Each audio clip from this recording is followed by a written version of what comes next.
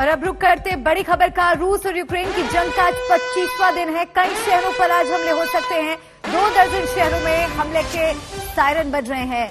हर reason में siren बज रहे हैं। Sumy, Mykolaiv, Chernobyl, Poltava, Kirovohrad, Kharkiv, Zaporizhzhia, कीनाव, लवीव, इवानो, जाइटोमिर जैसे शहरों में सायरन बज रहे हैं। 25 दिनों की जंग में यूक्रेन का मानो तिनका तिनका बिखर गया है। इमारतें खंडर हो गई हैं और इन सब के बीच आज 25वें दिन भी भीषण संग्राम दोनों मुल्कों के बीच जारी है।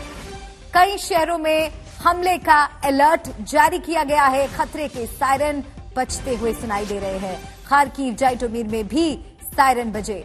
Kyiv, Kharkiv, Mariupol, Odesa, Kherson, Melitopol, Lviv, Sumy, बाचू। आप यूक्रेन के शहरों और प्रांतों के बस नाम गिनते जाइए। तबाही एक जैसी, खतरा एक जैसा।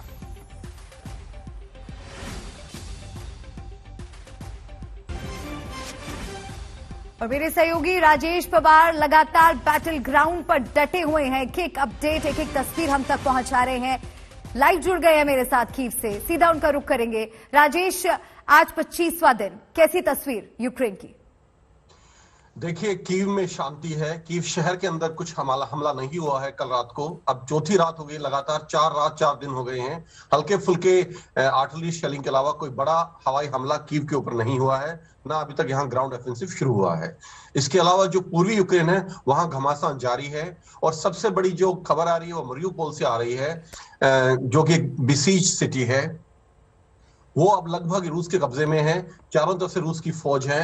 और जो यूनाइटेड नेशंस का वर्ल्ड फूड प्रोग्राम है, उनका भी कहना है कि वो अंदर नहीं पहुंच पा रहे हैं। किसी भी तरह की मानवीय सहायता के लिए, किसी भी तरह की ह्यूमैनिटेरियन एड वो अंदर नहीं प्रोवाइड कर पा रहे हैं मारियोपोल में। और वहां काफी तबाही हुई है। और वहां अभी भी जो है स्ट्रीट टू स्ट्रीट फाइटिंग जारी है।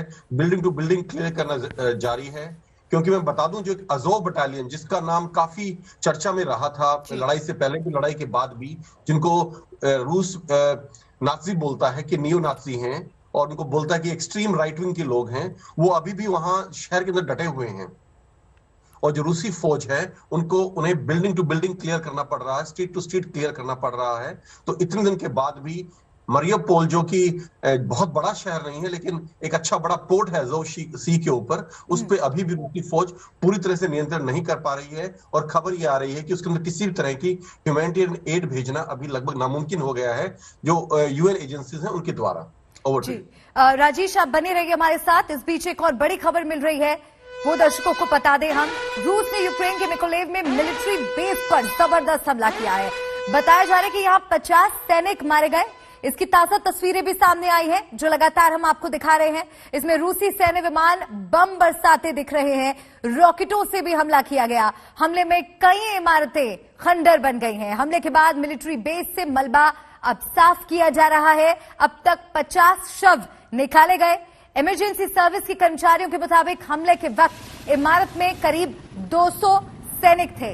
ये ताजा तस्वीर आई है मिकोलेव में मिलिट्री बेस पर रूस के हमले की। ये ताजा तस्वीर जो जारी की गई है, ये तस्वीरें आपको दिखा रहे हैं। देखिए किस तरह से एक बड़ा बम विस्फोट यहां होता हुआ नजर आ रहा है। बताया जा रहा है कि इस मिलिट्री बेस में 200 सैनिक मौजूद थे जिस वक्त ये हमला हुआ। 50 सैनिकों के शव निकाले जा चुके हैं। राहत बचाव का काम वहां पर अब भी जारी है। तो लगातार भीषण हमले रूस द्वारा किए जा रहे हैं। मिलिट्री बेस पर यह जबरदस्त हमला हुआ और वहां की जो ताजा तस्वीरें आ रही हैं वो लगातार आज तक आप तक पहुंचा रहा है। बताया जा रहा है कि 50 सैनिक यहां पर मारे गए। राजेश पवार लगातार बने हुए हैं। राजेश, कितना बड़ा नुकसान है ये? देखिए, जो पूरी यूक्रेन है, जैसा कि मैंने आपको पहले बोला कि पूरी यूक्रेन में जबरदस्त लड़ाई जारी है। रूसी जो फौजी ऑपरेशंस हैं, जो उनकी सेना का आगे बढ़ना है, वो निरंतर जारी है पूर्वी यूक्रेन में। और ये उस वहीं पे जो ये चाहे ओडेसा हो, निकोलाई हो, ज़पोरिजिया हो, निप्रो हो, इन शहरों में जो है लगातार जो है रूसी फौज के हमले जारी हैं। और मिलिट्री टारगेट, जो मिलिट्री बेस है, वो अपने आप में एक लेजिटिमेट टारगेट है। और रूस ने, जैसे कि उसने मेंटेन किया है अभी तक, कि वो सिविलियन एरियाज को टारगेट नहीं कर रहा है। वो लगातार सिर्फ मिलिट्री बेसिस को और वो फैसिलिटीज जो मिलिट्री ऑपरेशन में काम आ सकती है उनको टारगेट कर रहा है। और ये उसी का एक नतीजा है, उसी दिशा में उसका एक और कदम है। Over to you. बिल्कुल राजेश, पूरब की तरफ से यूक्रेन पर कब्जा करता आ रहा था रूस अब तक, और अब हम देख रहे हैं कि कैसे पश्चिम यूक्रेन पर भी मिसाइलें दाग रहा है। पश्चिम यूक्रेन पर हमले लगातार तेज होते नजर आ रहे हैं।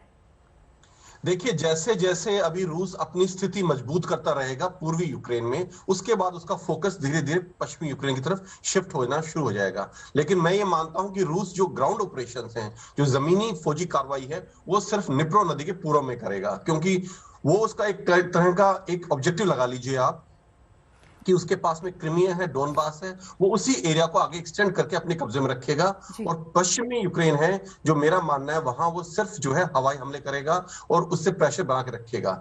और दूसरी बड़ी चीज पश्चिम में हवाई हमले करने की ये है कि रूस ने चेतावनी दी है कि अगर कोई भी मिलिट्री इक्विपमेंट, जो फौजी साजो सामान अगर आएगा यूक्रेन के अंदर, तो उसको निशाना बनाएगा।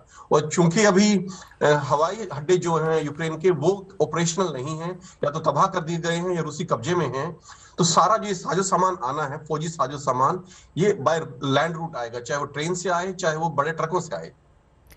और ये पश्चिम से आएगा, पोलैंड से लगी हुई सीमा से है, बिल्कुल। या फिर आपकी रोमानिया से लगी हुई सीमा पे, वहां हमले करके रूस ये भी दिखाना चाहता है कि वो किसी भी एरिया को अपनी मर्जी के हिसाब से, अपने हिसाब से टारगेट कर सकता है। और वो पूरी नजर रखेगा इन सब मूवमेंट के ऊपर, क्योंकि जहां उसे लगेगा कि कोई मिलिट्री इक्विपमेंट बाहर से अंदर लाया जा रहा है यूक्रेन के अंदर, वो उसे निशाना बनाएगा और तबाह करने की कोशिश करेगा। मलिका। बिल्कुल राजेश।